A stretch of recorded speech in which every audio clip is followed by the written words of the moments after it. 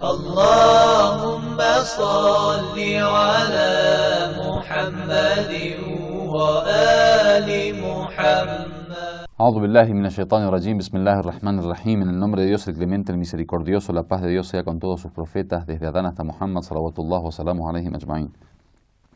Continuando con la sura Al-Falaq, el alba,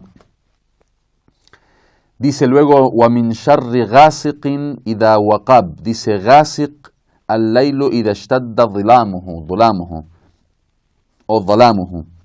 Dice, cuando la noche llega el momento que la oscuridad está muy oscura. O sea, vieron que al principio comienza el anochecer, poco a poco, hasta que se va oscureciendo. Llega un momento que la oscuridad está totalmente oscura. O sea, el ambiente está totalmente oscuro. Ahí le llaman ghasiq. O sea, cuando ya no hay más, digamos, indicios de luz, de la claridad del día. O sea, es pura noche.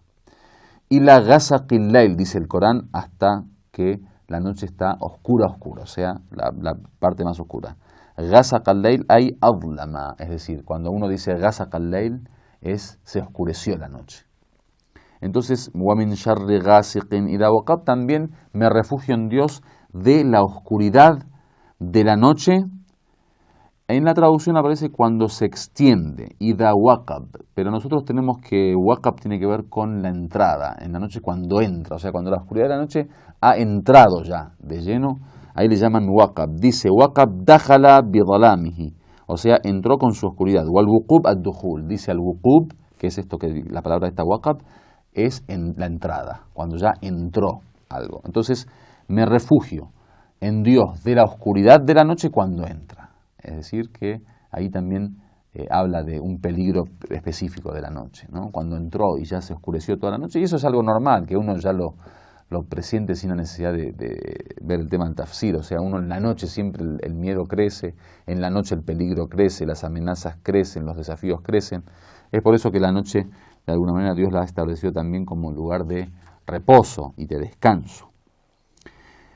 Luego dice, وَمِنْ شَرِّ اللَّيْلِ إِذَا أَظْلَمَ وَاشْتَدَّ ظَلَامُهُ فَإِنَّ ظَلْمَةَ اللَّيْلِ يَنْتَشِرُ عِنْدَهَا أَهْلُ الشَّرِّ مِنَ الْإِنسِ وَالْجِنِّ. Dice, me refugio en Dios de la oscuridad de la noche, porque en la oscuridad de la noche, cuando se profundiza, cuando es muy fuerte esta oscuridad, cuando digamos está toda la noche oscura, dice generalmente se dispersan en las ciudades, en los pueblos, en los lugares, la gente del mal, ya sean hombres o genios. Hasta los genios también dice que aprovechan la noche para hacer de sus malicias. وَمِنْ شَرِّ النَّفَّاثَاتِ فِي الْعُقَدِ. El uqad son los nudos, los que atan las sogas o los nudos o los cordones. An-naffazat son las que soplan. El nafath, dice, o nafazat, es justamente an-nafj, o sea, soplar, cuando alguien sopla algo. Se ve que esto tiene que ver con una cuestión cultural también de esa época, que había gente que para hacer mal a otros, hacer daño a otros, especialmente algunas mujeres, dicen que ataban algo, digamos, con algún cordón, con algún hilo, alguna soga, y hacían soplos. ¿Vieron que la imagen que uno tiene de las brujas, por ejemplo, en las películas que aparecen muchas veces, que están con esas cuerdas y con esos hilos y que andan atando cosas? O, por ejemplo, ahora se acostumbra a ver muchas veces en el tema de la brujería, que atan alguna ropa o algún lugar. Bueno, hay cosas que, digamos, es la especialidad de estas personas que desean el mal a otros y tratan de manifestar ese deseo a través de hacerle daños, hacer llegar un daño a ellos. Entonces dice, también me refugio en min sharrin nafathat, del mal de las que hacen estos nudos, como dice acá en la traducción, de las sopladoras de nudos. En nafathat son las que soplan, las sopladoras de los nudos. Fil uqad, el uqda es el nudo.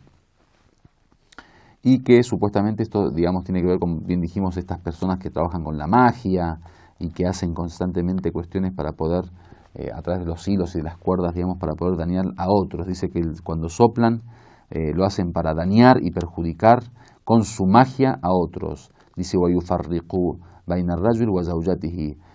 Dice para poder separar, especialmente, que se utiliza mucho en el tema del amor, para poder separar entre el hombre y su esposa. وَمَا هُمْ بِضَرِّينَ بِهِ مِنْ أَحَدٍ إِلَّا بِإِذْنِ اللَّهِ. Pero ellos dicen, el Corán dice que no pueden perjudicar ni dañar a nadie de ellos más que con el permiso de Dios, con la anuencia de Dios.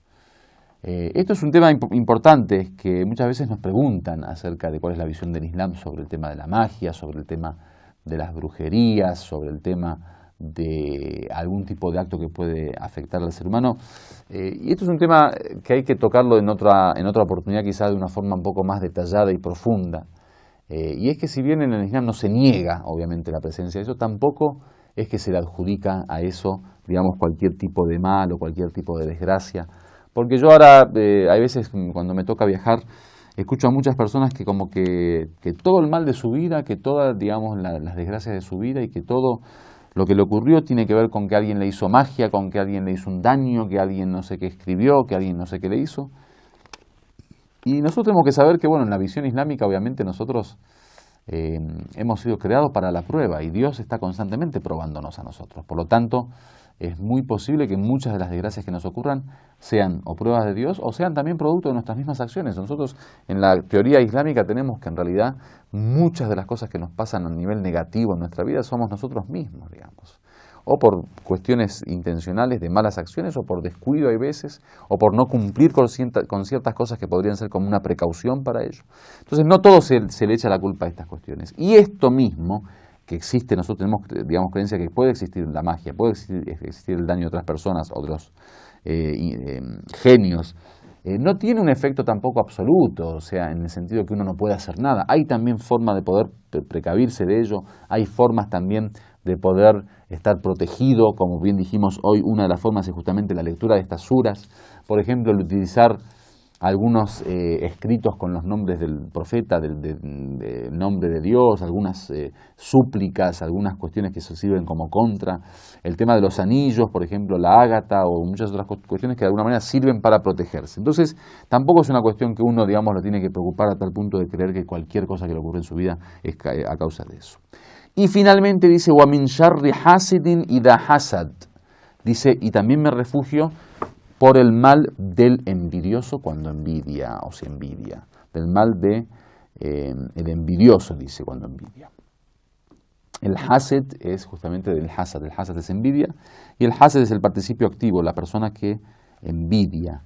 Dice, ¿por qué? وَمِنْ شَرِّ الْحَاسِدِ الَّذِي يَتَمَنَّى زَوَالَ النِّعْمَةِ عَنْ غَيْرِهِ. Porque el hased, dice, el envidioso, es el que desea, el que siente un deseo de exterminar o de, digamos, acabar con las bendiciones del otro. O sea, al envidioso no solo tiene un deseo de él tener algo, como muchos de nosotros puede ocurrir, que a mí, por ejemplo, me gustaría tener, supongamos, un auto. Entonces, bueno, tengo un deseo de tener un auto, pero el envidioso no.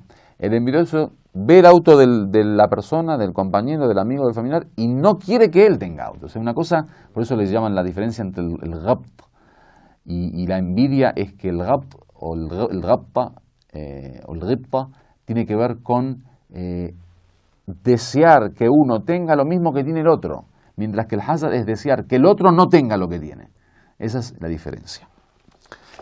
Tenemos hadices, por ejemplo, que dice Inna al-hasad la ya'kulu al-iman kama ta'kulu an-nar al-hatab. Dice, ciertamente la envidia come a la fe como el fuego come a las leñas.